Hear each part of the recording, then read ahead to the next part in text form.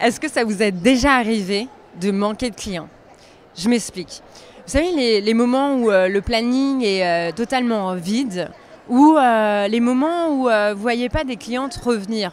Vous savez, les clientes fidèles qui sont chez vous depuis longtemps, avec qui vous avez un panier moyen intéressant, mais que vous ne voyez pas venir, plus venir. Qu'est-ce qui s'est passé à ce moment-là? Ce qui s'est passé à ce moment-là, c'est qu'elles ont senti que vous alliez toujours lui proposer, vous proposer à toujours les mêmes personnes. Et c'est quoi la problématique? La problématique, c'est la prospection. Si on ne prospecte pas, finalement, on propose aux mêmes personnes. Et si on propose aux mêmes personnes, à la fin, elles le sentent et elles ne reviennent plus. Si on ne prospecte pas assez, le planning est vide. Voilà, c'est deux problématiques qui vont dans le même sens. On pourrait rejoindre aussi la création d'entreprise. Dès que vous créez, il faut prévoir avant 2 à 3 mois l'ouverture pour aller prospecter. Allez, 3 techniques de ninja pour prospecter à fond. Alors la première chose, vraiment un truc hyper sympa, c'est vraiment Google et avec les avis Google. Alors les avis Google, c'est pas 5, 7, c'est le maximum.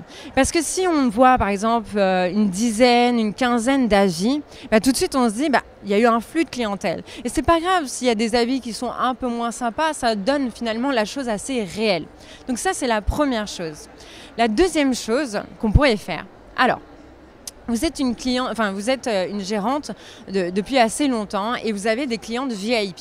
Les clientes VIP, c'est les clientes qui réalisent, c'est les 20% de vos clientes qui réalisent les 80% de votre chiffre d'affaires. D'accord? Donc ça, c'est les clientes VIP.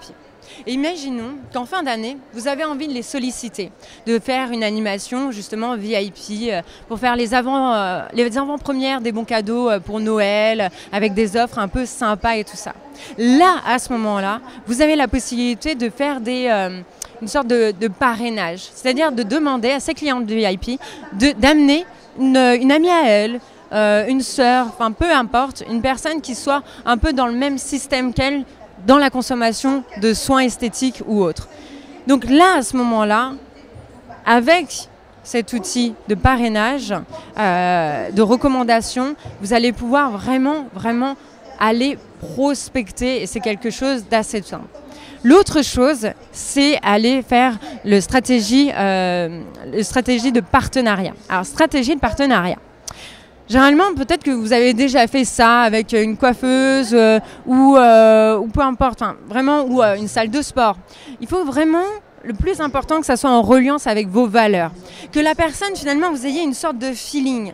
Parce que si vous avez le feeling, vous allez aller beaucoup plus loin ensemble. Et ça va aller bien au-delà d'une offre, d'un chèque cadeau, d'un co-branding et de choses comme ça. Oui, j'ai utilisé mon petit accent anglais, c'est fort sympathique. Bref, private joke.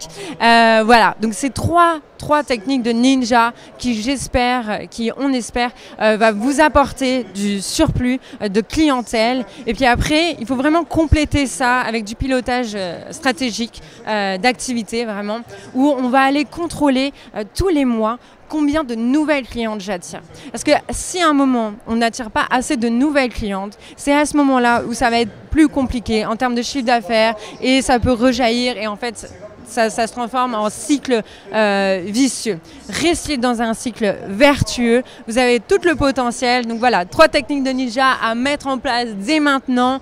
Je vous embrasse, à très vite.